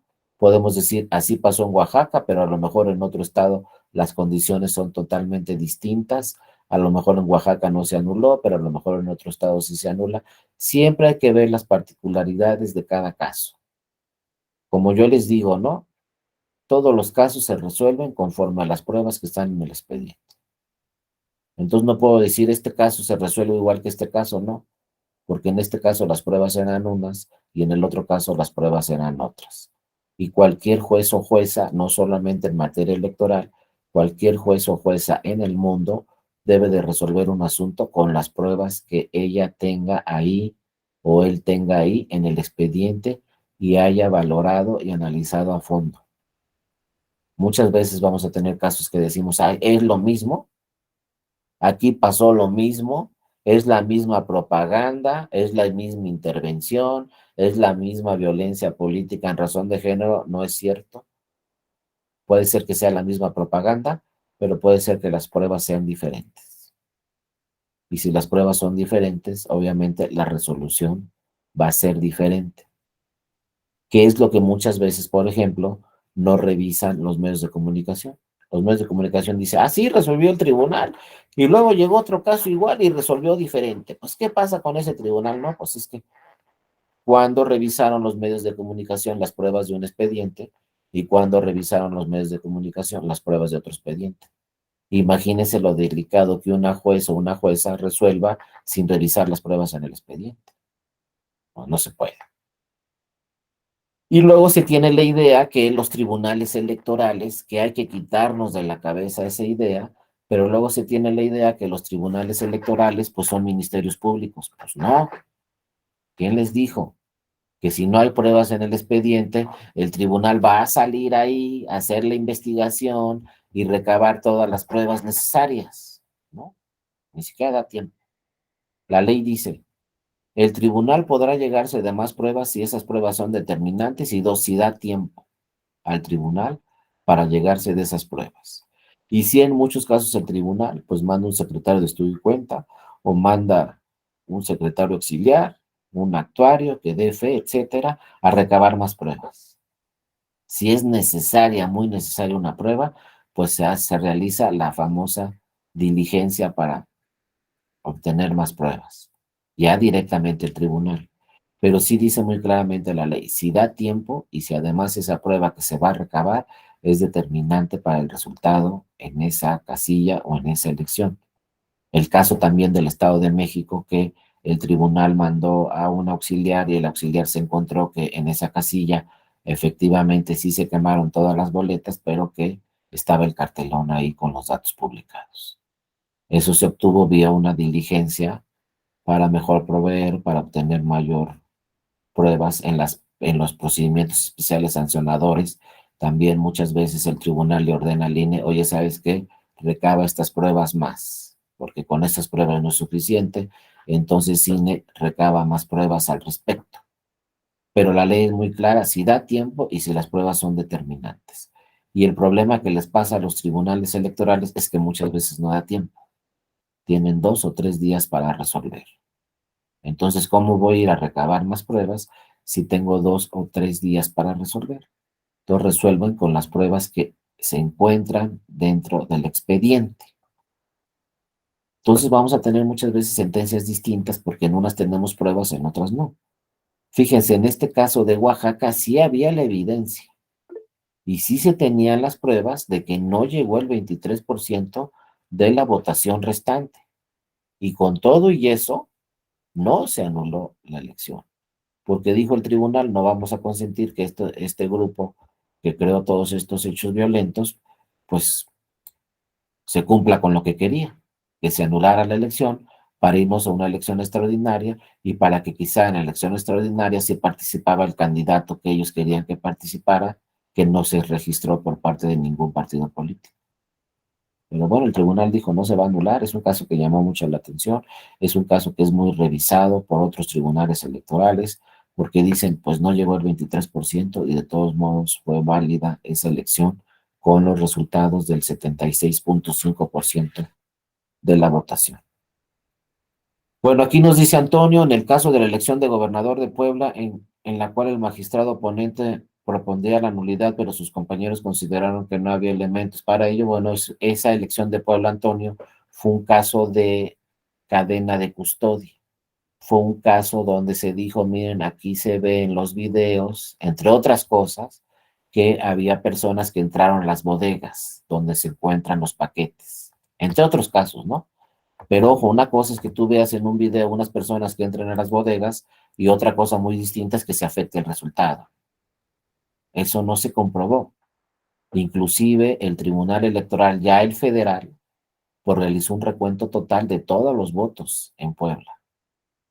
Ordenó que se hiciera ese recuento en sede jurisdiccional, es decir, de Puebla trajeron todos los paquetes de la elección de Puebla, de todas las casillas, al Tribunal Electoral. Y acá el Tribunal Electoral contó uno por uno todos los paquetes, ¿no? Enfrente de los representantes de todos los partidos políticos y consideró que no debía de anularse la elección porque ahí estaban las boletas.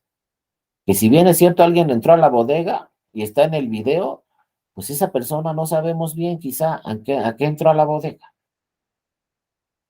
Pero lo que sí quedó comprobado en el tribunal es que se abrieron todos los paquetes nuevamente ya por parte del tribunal, se contaron todos los votos por parte del Tribunal Federal y se dijo, no, pues aquí está el resultado. Es el mismo resultado. Si hubo temas de cadena de custodia, como sucede en muchos otros estados, pues eso no quiere decir que ya por eso vamos a anular una elección. Fíjense, en otros estados lo que sucede, como es casilla única, por ejemplo, en algún estado, creo que fue en Nuevo León, no estoy seguro, pero en Nuevo León pues contrataron ahí a unos camiones de transporte que llevaran los paquetes, ¿no?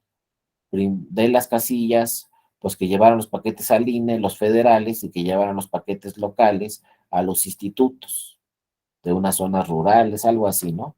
¿Y saben qué pasó? Pues como se tardaron mucho en armar los paquetes, pues esos medios de transporte que se contrataron en Nuevo León dejaron todos los paquetes en el INE, los federales y los locales. Es un tema de cadena de custodia. Claro, si se hubiera impugnado ese tema, no que no se impugnó afortunadamente, pero quizá hubiera llegado al tribunal un partido y decirle, oye, ¿sabes qué? Quiero que se anulen todos los votos porque todos los paquetes locales los dejaban en el INE. Pues sí, se tendría que haber revisado el punto, pero no porque los paquetes se dejen en el INE, ya por eso vamos a entrar la elección local. No, hay que revisar todos los temas. Aquí en Puebla se dijo, es que miren, entraron unas personas a las bodegas, ahí están los videos y no sé qué, las bodegas no puede entrar nadie, se tiene que custodiar los paquetes. Muy bien, dijo el tribunal, pues tráiganme todos los paquetes de toda la elección. Aquí vamos a contar si están completos todos los paquetes y vamos a contar todas las boletas otra vez. Y claro, 3 días ahí el Tribunal Federal Electoral contando los paquetes, pero se confirmó la elección.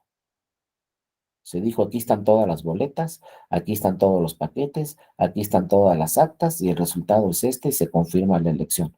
Desafortunadamente, en esa elección que se confirmó, pues luego la candidata ganadora, pues ya saben lo que pasó, ¿no? A los pocos días que asumió el cargo tuvo un accidente con su esposo que era senador y pues desafortunadamente fallecieron los dos y por eso hubo una elección extraordinaria en Puebla, donde pues ya se tuvieron otros resultados, otro candidato ganador, etcétera, pero no es que se haya anulado la elección, pues luego por ahí, es que como se anuló la elección nos fuimos a la extraordinaria, ¿no?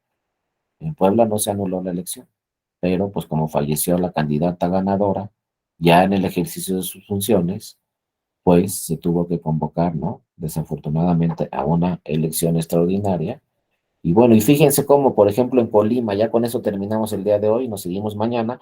En Colima, que yo soy de Colima, pues tuvimos 4 gobernadores en 2 años.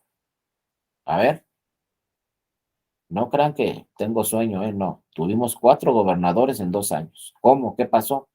En Colima, el Tribunal Electoral anuló la elección de la gobernatura por ahí del 2003, 2004, algo así. El tribunal anuló la elección de la gobernatura porque intervinieron ahí diversas autoridades, medios de comunicación, en fin, una serie de irregularidades que se dieron en la elección. Pues llegó el asunto hasta la sala superior del Tribunal Electoral y el Tribunal Electoral dice, si anula la elección, nos vamos a la extraordinaria. Todos los partidos acataron la sentencia y dijeron, pues vámonos a la extraordinaria. Pero para irse a la extraordinaria, en lo que se resolvía la elección extraordinaria, pues primer gobernador interino. Ahí va uno. Se celebra la extraordinaria. Fíjense un caso muy curioso que sucede en México. Pues por lo general la extraordinaria vuelve a ganar el mismo partido y con más votos, ¿eh?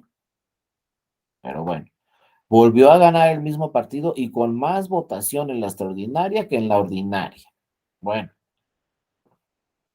pero yo siempre digo, pues los que nacen con estrella, nacen con estrella, los que nacen sin estrella, ya no le tocaba ser gobernador. Volvió a participar el mismo candidato y vuelve a ganar la extraordinaria. Y la gana con más votos. Primero le anulan la ordinaria, dice, ok, me voy a la extraordinaria otra vez. ¿Y saben qué? La voy a ganar con más votos. Y gana la extraordinaria con más votos. Ya no le tocaba. Entra al ejercicio, no del cargo. Ya llevamos 2, el interino y el que ganó la extraordinaria. Bueno, el que ganó la extraordinaria, que también había ganado la ordinaria, entra al ejercicio de gobernador. Pues a los pocos meses venía de México a Colima y se cae el avión, con 5 o 6 funcionarios que trabajaban con él. Se cae su avión en Michoacán y se matan todos, ¿no? Desafortunadamente, pues falleció el gobernador en un accidente donde se cayó el avión en Michoacán. Era un avión que tenía el estado de Colima. Ahora ya el estado de Colima, pues ya mejor no tiene aviones particulares porque pues no sabemos, ¿no? Cuál es el mantenimiento que se les da, son muy caros, etcétera, todo lo que quieran. Pero en ese tiempo sí tenía avión particular, el gobernador, pues venía de México a Colima y se cayó en el avión en Michoacán. Falleció, ya van 2 gobernadores, el interino, este que ganó la extraordinaria, ganó la ordinaria, pero se mató.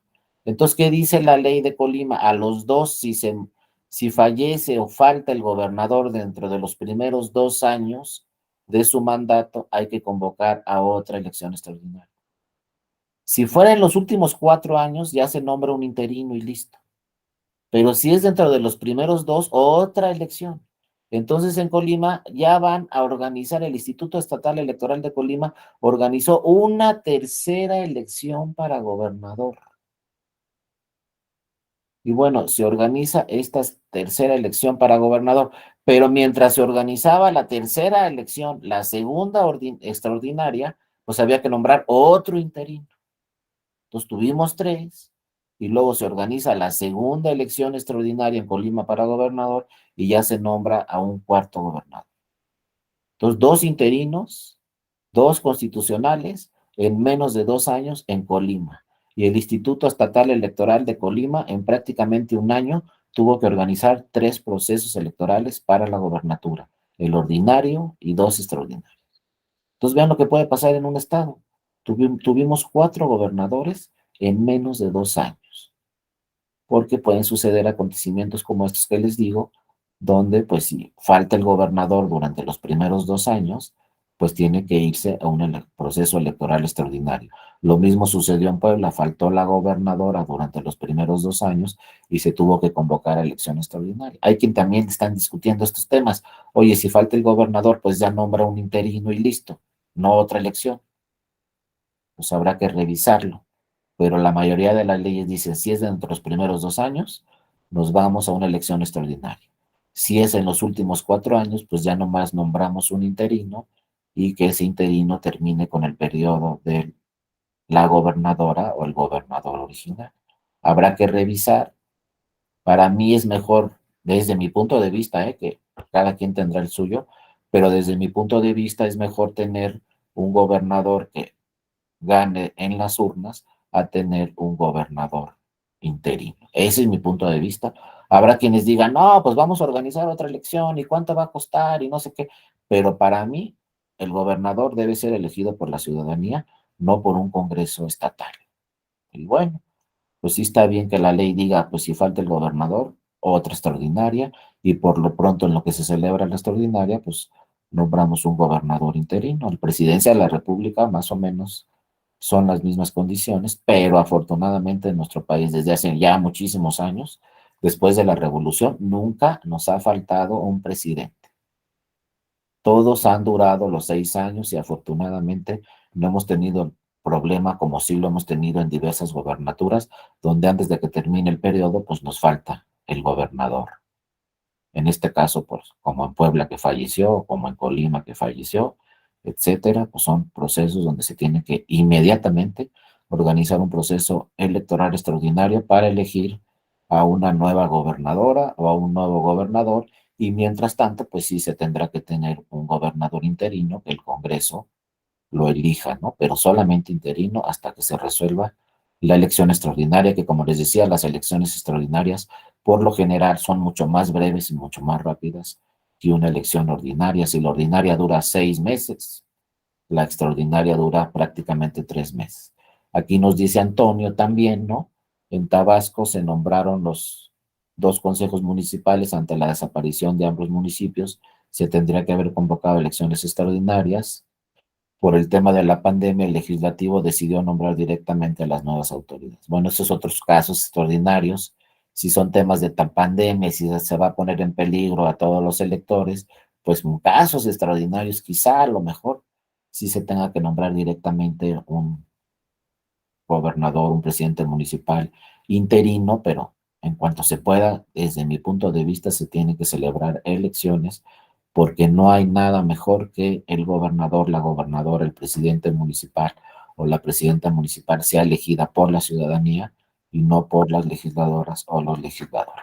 Bueno, compañeras y compañeros, con esto terminamos el día de hoy. Mañana entramos a la elección presidencial y mañana también vemos este tema de un asunto que resolvió la Sala Superior por que se utilizó o por un ministro de culto hizo manifestaciones a favor o en contra de un partido político y se violentó el artículo 130 de la Constitución de separación Iglesia-Estado. Vemos esos temas, la presidencial y el tema del 130 de la Constitución. Por lo pronto, pues les deseo que tengan un excelente día. Gracias a todas y a todos por su atención y nos vemos mañana nuevamente a las 9 para seguir con este tema de las nulidades. Muchas gracias a todas y a todos por su atención. Nos vemos mañana. Cuídense mucho, que tengan un excelente jueves y ya mañana es viernes y ya nos veremos en las siguientes sesiones. Hasta luego, cuídense mucho. Les Gracias, mando un buen día a abrazo. todos. Gracias, profesor. Muy bien. Todas, bye.